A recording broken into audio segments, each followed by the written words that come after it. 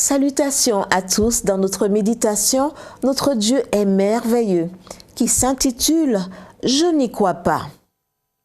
Celui qui habite sous l'abri du Très-Haut repose à l'ombre du Tout-Puissant. Psaume 91, verset 1.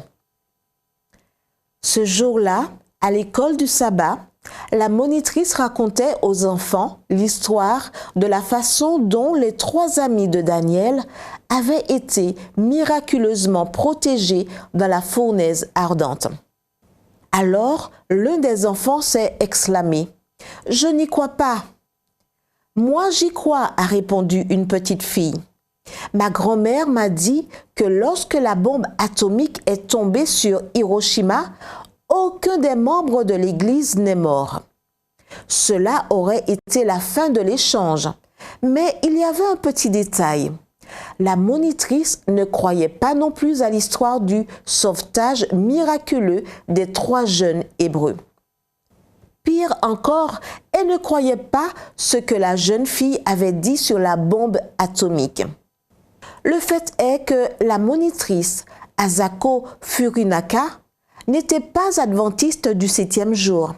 C'était une journaliste arrivée dans l'église alors qu'elle traversait une période difficile. Avec le temps, elle avait gagné la confiance des membres d'église et, en raison de ses qualifications, on lui a demandé de s'occuper de la classe des enfants. Mais maintenant, les paroles de la petite fille l'amenaient à se demander: est-il vrai qu'aucun adventiste n'est mort lorsque la bombe est tombée sur Hiroshima? La seule façon de le savoir était d'enquêter. Asako a commencé ses recherches. Elle a rendu visite à des survivants adventistes et s'est assurée d'avoir tous les faits pertinents en main, y compris le lieu où vivait chacun des survivants au moment du bombardement.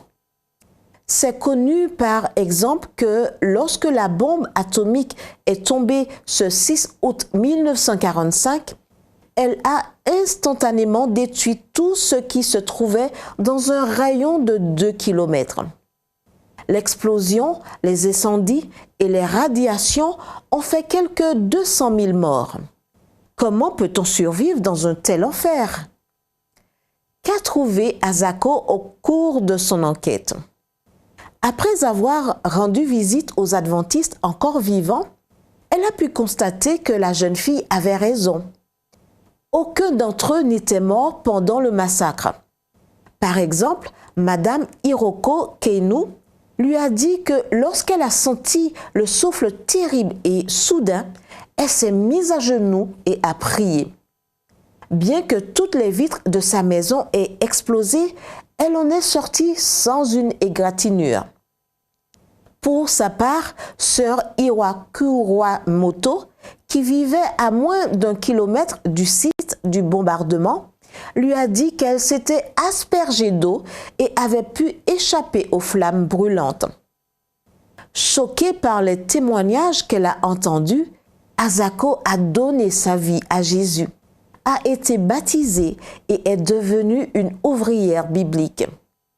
Le Dieu qui avait sauvé les 3 jeunes hommes de la fournaise ardente et les adventistes d'Hiroshima avait également fait un miracle dans son cœur. Prions. Merci Père Céleste, car ton plus grand miracle est d'avoir touché mon cœur. Au nom de Jésus, Amen.